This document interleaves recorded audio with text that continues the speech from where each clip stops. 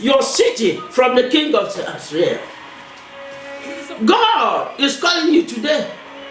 This Solomon case is a warning to everybody. It's a warning to you, and it's a warning to me too. For us to be faithful in the things about God. When you read the book of Deuteronomy chapter 17, verse 17, it starts from 16. God was warning. He told Moses to tell the children of Israel they should not marry. They should not marry foreign wives. They must be very, very careful. When we read this, I think we're going to read it now. Deuteronomy chapter 17, just come to my mind now. Deuteronomy chapter 17, verse 16 and 17. Yeah. But it's supposed to start from verse 1. But because of time, I don't want to keep you long. 17. Hallelujah. 17. So, yeah. Please, can you open your Bible book of Deuteronomy chapter 17? 17.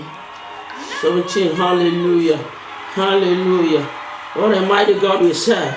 So, I'm reading from verse 16 now. The king should not have many horses, especially those from Egypt. The Lord has said never to go back there again. You are not going back to Egypt again. You are not going back. Verse 17. And the king must not have a lot of wives. They must tempt him to be unfaithful to the Lord. They might tempt him. It's a temptation to be unfaithful to God. To be unfaithful to God. So, my dear, I want you to be committed in the things about God. Be faithful to Him. You have seen what happened to King Solomon. He started well, but he didn't end well. Why? He was unfaithful. Why? He's not committed anymore. When he was getting older, he started disobeying God.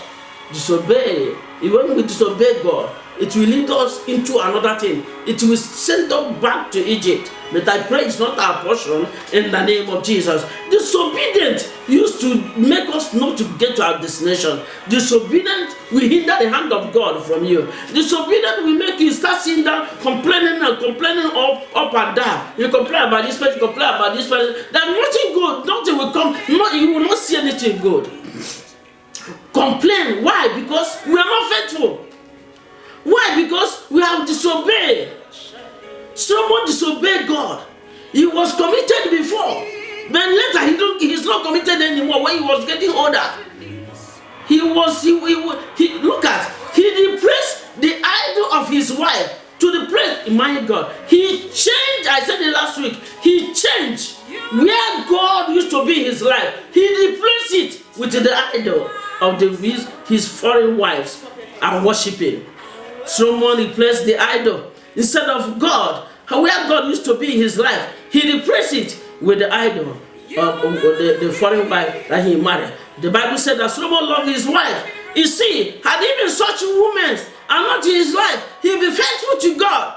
And it's a warning to you and me. For those that are faithful and you start running, and at the end, it doesn't end well. But I pray for you this morning, may God Almighty open your spiritual eyes. Can you see? He appeared to him. First time he appeared to him in First King chapter 3. He appeared to him in his dream and asked, what do you want me to do for you because of his giving? Then what happened? What happened? Because of he disobeyed God.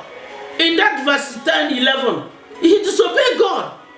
At 9, 10, 11, he disobeyed God. God said, if you disobey me, so God is warning us. Those that disobeying God, those that make covenant with him, as you make covenant, you will not be doing this again. And the next week you do it. You make covenant again. Are you a Pharisee? Are you a Pharisee? Every day you'll be asking God forgiveness. Forgiveness of what? The Paul said, are we going to continue in sin? Is it because we are in the hour of grace? Is it why you'll be asking every day, you'll be asking forgiveness? Why going to that pit? And why you throw yourself inside and you come out and start asking forgiveness again? It mean that God is he blind or he didn't see you? There's nothing that is hidden under this heaven. Under this sun, nothing is hidden. So at a time, it will spread out. At a time. So my dear, today, this place is warning us for us to be faithful in the things about God. And as you do so, may good God bless you and empower you more and open your eyes, and may you be blessed.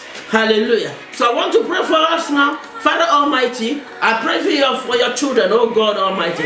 For those that are listening to me, I pray whatever that will hinder you, or anything that will bring a distraction to you not to serve God, I let that thing right now be removed out of your way in the name of Jesus. I pray that Almighty God, the hand of Almighty God will be upon you. I pray for your business, that Mr. God will speak for you no matter whatever happened yesterday. If you can be able to come today and say, God, I am sorry. I am sorry. I cannot go back to those things anymore. From today, I decide to be committed in the things about you. From today, I'll be faithful to you.